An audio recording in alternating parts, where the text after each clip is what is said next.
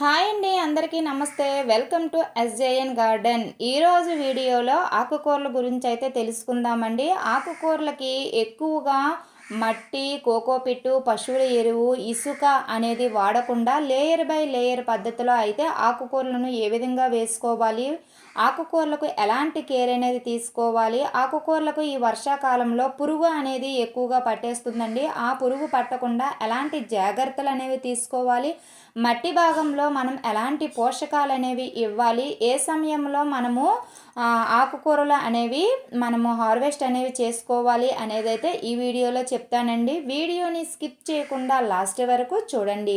ఇప్పటి వరకు ఎవరైనా మన ఛానల్ని లైక్ చేయకపోతే లైక్ చేయండి, సబ్స్క్రైబ్ చేసుకోండి. ప్లీజ్ ఫ్రెండ్స్, మన ఛానల్ని సపోర్ట్ చేయండి. మీరు ఒక లైక్ ఇవ్వడం వల్ల యూట్యూబ్ అనేది ఈ వీడియోని వేరే వాళ్ళకి రికమెండ్ చేస్తుందండి. అందువల్ల లైక్ ఇవ్వడం మాత్రం మర్చిపోకండి. ఇక్కడ నేను ఆకుకూరలు వేసినవన్నీ చూపిస్తున్నాను. ఎక్కడ కూడా ఒకేసారి హార్వెస్ట్ అయిన విధంగా ఎక్కడ మీకు కనిపించడం లేదు. ఎప్పుడూ కూడా మనం ఆకుకూరలను వేసుకునేటప్పుడు ఈ వారం ఒక ట్రబ్లో వేసుకుంటే వేరే వారం వేరే ట్రబ్లో వేసుకోవాలన్నమాట. అలా గనక వేసుకున్నట్లయితే ప్రతిరోజు కూడా మనకి ఆకుకూరలు అనేవి హార్వెస్ట్కి సిద్ధమవుతాయి. లేదు అనేసి అంటే 2 రోజులకు ఒకసారి అయినా సరే మనము ఆకుకూరలను హార్వెస్ట్ అయితే చేసుకోవచ్చు అనమాట. ఇప్పుడు లేయర్ బై లేయర్ పద్ధతిలో ట్రబ్బుని ఎలా నింపుకోవాలో చూద్దామండి. ఇక్కడ మనం కార్డ్బోర్డ్ పేపర్స్, ఉల్లిపాయల తొక్క, కిచెన్లో వచ్చిన వేస్టేజ్ని అయితే తీసుకుంటున్నాము. ఈ వేస్టేజ్ని ఉపయోగించి తక్కువ మట్టితో ఒక ట్రబ్బును అయితే నింపుతాం. ఇక్కడ 50 రూపీస్ ట్రబ్ అవనివ్వండి, లేదు అనేసి అంటే ఇలాంటి బకెట్ ఏదైనా తీసుకోండి. దానికి హోల్స్ అనేవి పెట్టుకోవాలి. హోల్స్ పెట్టుకున్న తర్వాత హోల్స్ దగ్గర చిన్న రాయి పిక్కలు పెట్టుకుని రాళ్ళు పిక్కలు కదలకుండా మనం ఒక గుప్పడంత మట్టి అయితే వేసుకోవాలి. వేసుకున్న తర్వాత కిచెన్లో వచ్చిన వేస్టేజ్ కానీ లేదు అంటే కార్డ్బోర్డ్ పేపర్స్ కానీ 1 లేయర్గా వేసుకొని దానిపైన 1 లేయర్గా మనం మట్టి అయితే వేసుకోవాలి. దానిపైన 1 లేయర్గా మనము కిచెన్లో వచ్చిన వేస్టేజ్ అయితే వేసుకోవాలన్నమాట.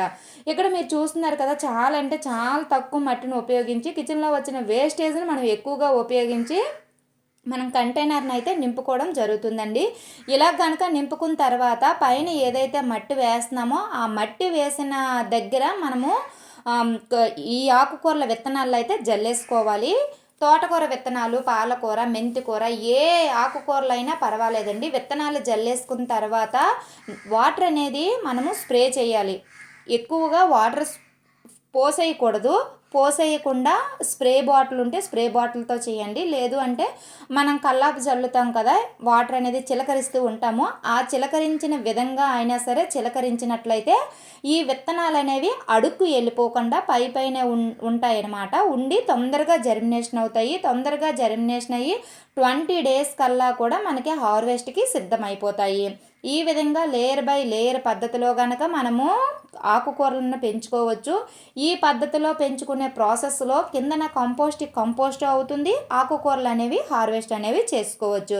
ఇక్కడ మీరు చూస్తున్న 100 రూపీస్ ట్రబ్ అవనివ్వండి, 50 రూపీస్ ట్రబ్ అవనివ్వండి, ఏ ట్రబ్ అయినా, గ్రో బ్యాగ్ అయినా, ఏదైనా సరే నేను అన్ని నా గార్డెన్లో ఉన్న ప్రతి ఒక్క ట్రబ్బుల్ని కూడా, బకెట్లు కూడా నేను లేయర్ బై లేయర్ పద్ధతిలో మాత్రమే ఫిల్ చేసుకుంటూ వస్తున్నాను. ఇలా మనం ఫిల్ చేసుకున్న తర్వాత ఆకుకూరలను అయితే వేసేసుకోవచ్చు. వేసేసుకున్న తరువాత మనకి ఒకవేళ మేము ఆకుకూరలు వేసుకోము, మొక్కల్లే వేసుకుంటాం అనుకున్న వాళ్ళు ఏం చేస్తారంటే 20 డేస్ కనుక పక్కన పెట్టేస్తే, ఇక్కడ మీరు గమనిస్తున్నారు కదా, టమాటా మొక్కలు అనేవి వేసాను. టమాటా మొక్కలు వేసాను, చూడండి ఎంత తాజాగా ఉన్నాయో. ఈ టమాటా మొక్కలు వేసిన తర్వాత దాంట్లోపల నేను పాలకూర విత్తనాలు అనేవి జల్లేసాను అనమాట. అంటే టమాటా మొక్కలు పైకి వెళ్ళిపోతాయి, ఈలోపు మనకి పాలకూర కూడా హార్వెస్ట్ అయిపోతుంది. ఇది నెమలి తోటకూర అండి. ఇక్కడ వర్షం పడ్డది, అందుకే మొక్కలు అనేవి చిందరవందరగా అయిపోయి ఆ మరుసటి రోజు చూడండి అవన్నీ కూడా నిలబడిపోయాయి అన్నమాట. ఎంత తాజాగా ఉందో చూసారా. ఇక్కడ ఒక్క పురుగు కూడా మీకు కనిపించడం లేదు. ఇలాగ పురుగు మనకి రాకుండా ఉండాలి అనేసి అంటే పురుగున్నా లేకపోయినా వేప నూనె అనేది స్ప్రే చేస్తూ ఉండాలి. 1 లీటరు వాటర్కి 5 ml వేప నూనె కలిపి రోజు ఈవినింగ్ అనేది మీరు స్ప్రే చేస్తూ ఉండండి. మనకి ఇక్కడ పాలకూర అనేది హార్వెస్ట్కి వస్తుంది కదా. ఈ పాలకూర అనే కాదు, చుక్కకూర, పాలకూర, ఏ కూర అయినా సరే ఆకులు పెద్దగా అయిపోయిన వెంటనే మనము హార్వెస్ట్ అనేది చేసుకోవాలి. హార్వెస్ట్ చేసుకున్న తర్వాత ఒక గుప్పెడు నుంచి 2 గుప్పెల వరకు కూడా మనకి పశువుల ఎరువు, మాగిపోయిన పశువుల ఎరువు, లేదు అంటే మనకి వర్మీ కంపోస్టు, లేదు అంటే ఇక్కడ కిచెన్ వేస్టేజ్తో మనం కంపోస్ట్ తయారు చేసుకుంటాం కదా, ఆ కంపోస్టు ఏదైనా పర్వాలేదు. ఒక గుప్పెడు లేదా 2 గుప్పెళ్ళంతా వేసేసి వాటర్ అనేది వేసేసారు అనేసి అంటే మనకి కొత్త ఆకులు అనేవి వస్తాయండి.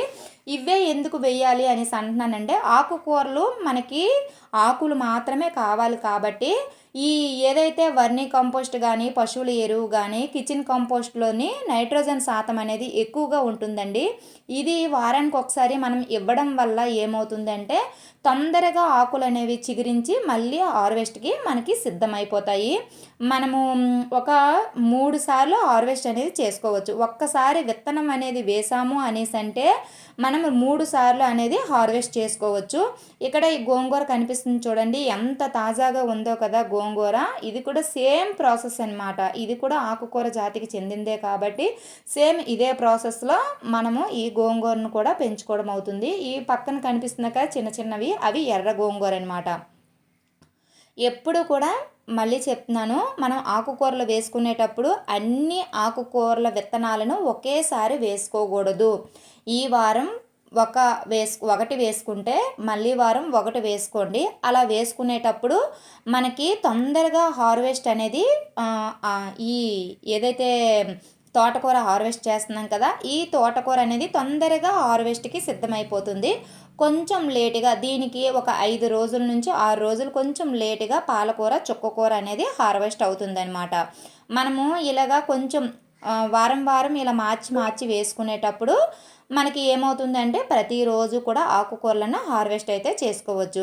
ఇప్పుడు మొక్కల మొదట్లో ఏమి ఇవ్వాలి అని ఏవైనా పోషకాలు ఇవ్వాలి అనేసి అనుకుంటే మీరు మొక్కల మొదట్లో ఈ ఎగ్ ఉంటుంది కదండి, గుడ్డుని తర్వాత మీరు వేస్టేజ్ ఆయిల్ ఉంటుంది కదా, ఒక గుడ్డుకి ఒక 10 నుంచి 20 ml ఆయిల్ అయితే తీసుకోండి. మిక్సీ పట్టండి. మిక్సీ పట్టేసిన తర్వాత 15 రోజులకు ఒకసారి మొక్కల మొదట్లో ఇవ్వండి, మొక్కలపై స్ప్రే చేయండి. రెండిట్లకి కూడా చాలా మంచిగా ఉపయోగపడుతుంది అన్నమాట.